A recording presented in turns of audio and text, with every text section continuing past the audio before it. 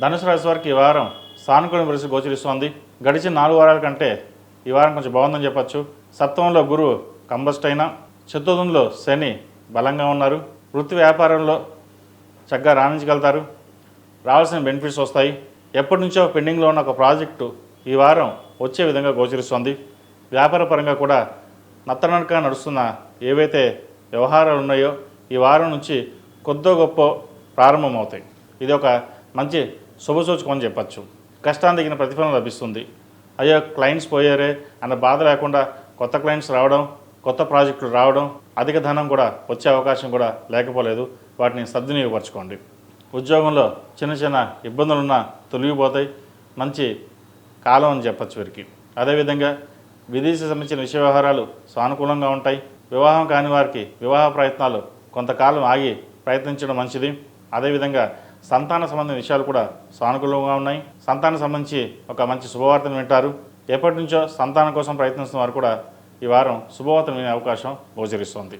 అదేవిధంగా గృహ నిర్మాణ పనులు ఎక్కడైతే మధ్యలో ఆగాయో అవి ఈ వారం ప్రారంభమయ్యే అవకాశం గోచరిస్తోంది. ఈ రాశిలో నిర్మించిన విద్యార్థులకు ఈ వారం చక్కగా ఉంది. బెనిఫిట్స్ బాగా పొందగలుగుతారు. రాత పరీక్షల్లో మంచి మార్కులు సంపాదిస్తారు. వీళ్ళకి అర్ధాష్టం శని నడుస్తున్నా సరే శని చతుర్థంలో బలంగా ఉన్నారు.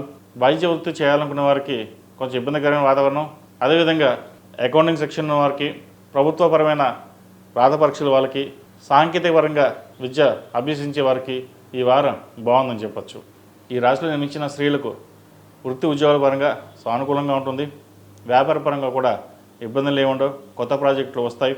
హెల్త్ పరంగా మటుకి కొన్ని జాగ్రత్తలు తీసుకోవాలి. సర్జరీ అయ్యే ఛాన్సెస్ కూడా లేకపోలేదు. వాటి విషయంలో జాగ్రత్త తీసుకోండి. దూర ప్రాంతాల నుండి శుభవార్తను వింటారు. ఎక్కువగా పుణ్యక్షేత్రాలను సందర్శిస్తారు. ప్రస్తుతం ఉన్న పరిస్థితుల్లో దైవదర్శనం చేసుకోవడం చెప్పదగినది. అదేవిధంగా శనికి నువ్వుల నూనెతోటి తైలాభిషేకం చేయడం చెప్పదగిన సూచన. వీరికి అర్ధాష్టం శని నడుస్తోంది. అదేవిధంగా నువ్వులు దానంగా ఇవ్వండి, మంచి ఫలితాలు ఉంటాయి.